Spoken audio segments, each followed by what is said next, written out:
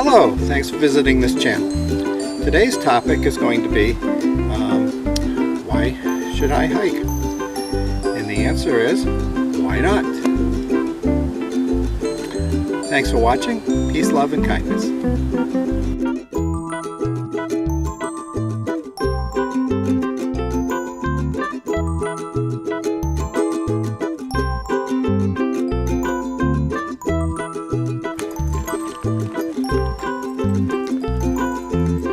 Reason number one, to get outdoors.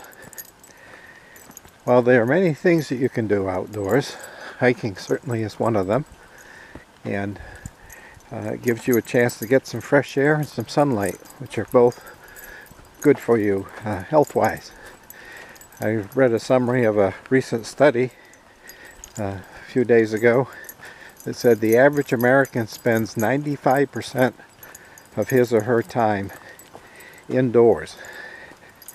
So if you want to improve on that, then hiking is one way to get more outdoor time. Number two, to explore nature. There's lots of things you can do to get outside, but hiking gets you out onto the trail where you'll experience some things that are quite different than your local town or city park, or even in your neighborhood. You'll see a variety of new plant life, animal life, rock formations, other geological formations, brooks, streams, ponds, waterfalls, a whole variety of things. So if you're interested in exploring nature, hiking is an excellent way to do that. Number three, for peace and solitude. As you can see, I'm out walking in the woods today, and it's quite peaceful. I don't know that the camera's picking it up, but I can hear a variety of birds. And other than the dog's dog tags rattling, it's pretty peaceful and quiet out here. And even if you're hiking with a partner, it's still more peaceful than the background noises at home or the traffic and noises and so forth you'll hear from a park. So getting out on the trail offers you that opportunity. And you won't be isolated, because you'll more likely run into other hikers out there, but still a pretty peaceful experience. Number four, views. Particularly if you choose to hike mountain trails, there'll be a variety of different views that you'll be able to see either from the summits or on the way to or from the summits. And the best example I can give you of that is to review the intro video for this channel, which is basically a selection of some of the photos I've taken on my hikes to date. So hiking gives you an opportunity to find those views. Number five, to get in shape or burn fat. If you start out hiking on short, easy trails, you're not going to burn a whole lot of fat, but you will get your legs and lungs a little bit more conditioned for the more strenuous hikes. And the more strenuous hikes that you do, then you'll start burning up some calories out on the trail. When you, even walking, when you change from going on fairly level terrain to elevation changes that might change 100 feet or more per tenth of a mile, you start burning up calories pretty quickly, even more than if you went out for a jog. So once you get started and get going onto the more strenuous trails, then that is another benefit. Number 6, feeling of accomplishment. If you decide to work on an activity such as peak bagging, where you have a list of summits that you're trying to complete, that will give you a focus, and when you complete that list, a feeling of accomplishment. But even if you're not doing that, if you start climbing some of the 4,000 foot peaks, some of those trails are pretty difficult, and when you reach that summit and look back down from the summit view over where you came from, standing on top of those mountains, that's a accomplishment in itself, that you've completed that particular trail. So there may be other reasons to start hiking. These are the 6 reasons that motivated me to get out into the trail, and I'll talk a little bit more about peak bagging, if that sounds of interest to you, in a separate video.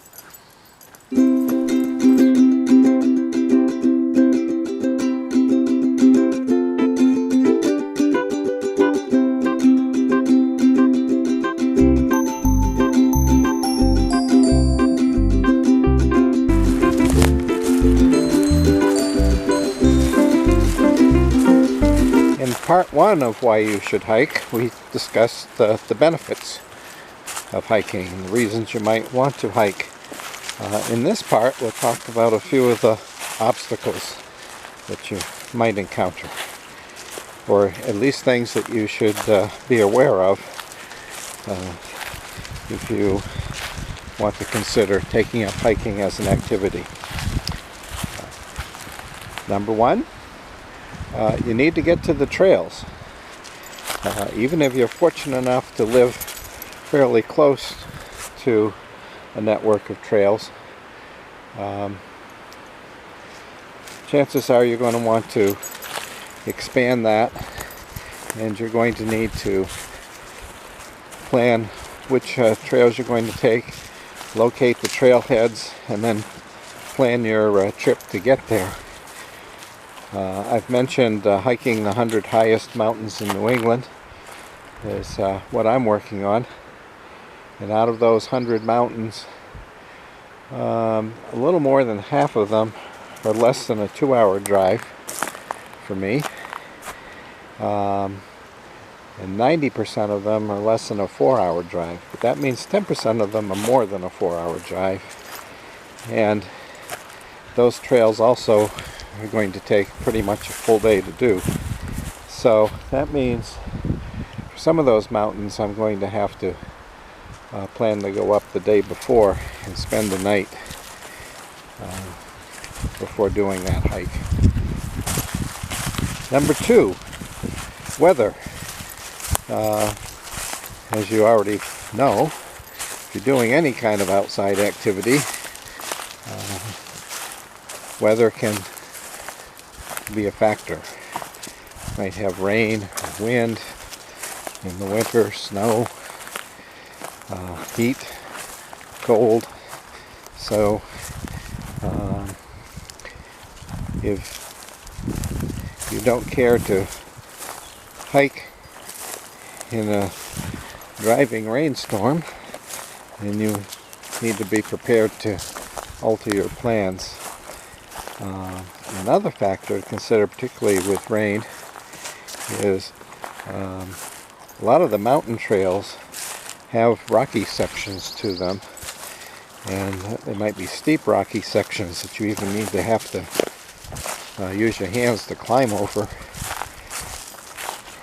And those can be slippery when it's wet. So if you're planning on doing one of those kinds of trails, you have to be aware of the weather and plan around that.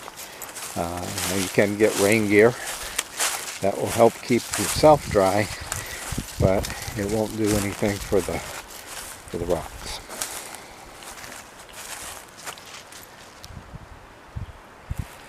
Three,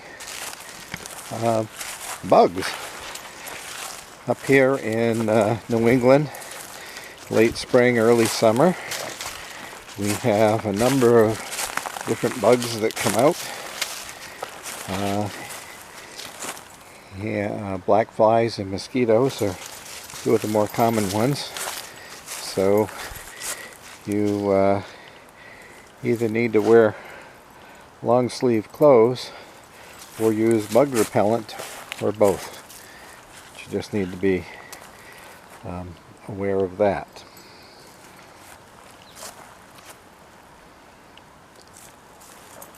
Four, the terrain of the trail. As I mentioned just a few minutes ago, there are some trails that have steep rocky sections. So if you're not ready to do those, you obviously want to avoid those trails. But there are other trails that are just plain steep. They're not very difficult to walk on, but they're very steep. So you need to pace yourself and take more rest perhaps, and maybe even work up to them, do some of the less strenuous trails first. But that's just a factor you need to consider when you're planning your hike.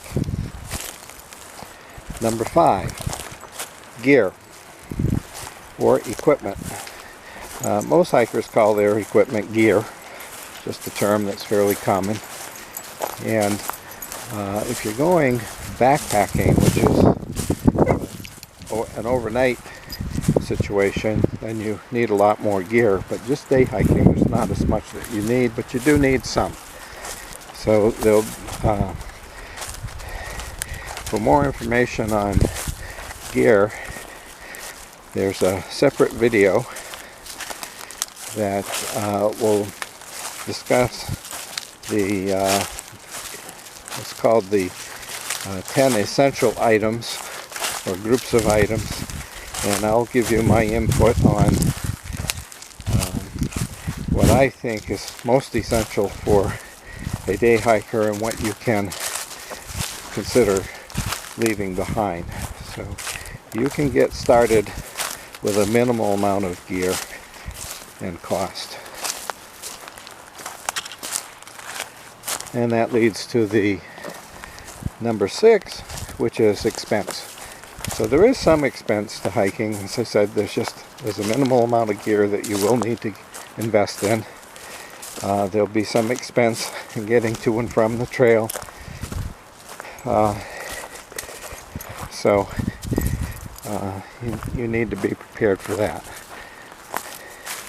Number 7, physical limitations. You may have some kind of a leg, foot problem, or other kind of physical limitation that might make hiking difficult for you. You can compensate for some of those.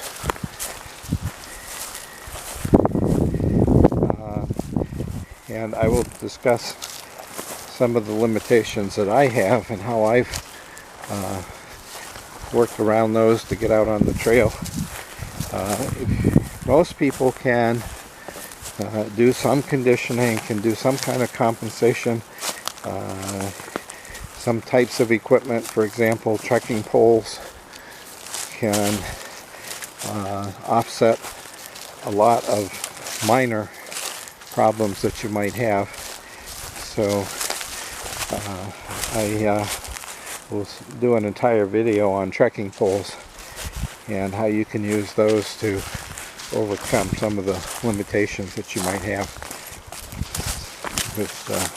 with that. But if you have a serious physical problem, you need to consult your medical professionals as to what kinds of things might be appropriate for you and what you might need to do to safely hike in the wilderness areas.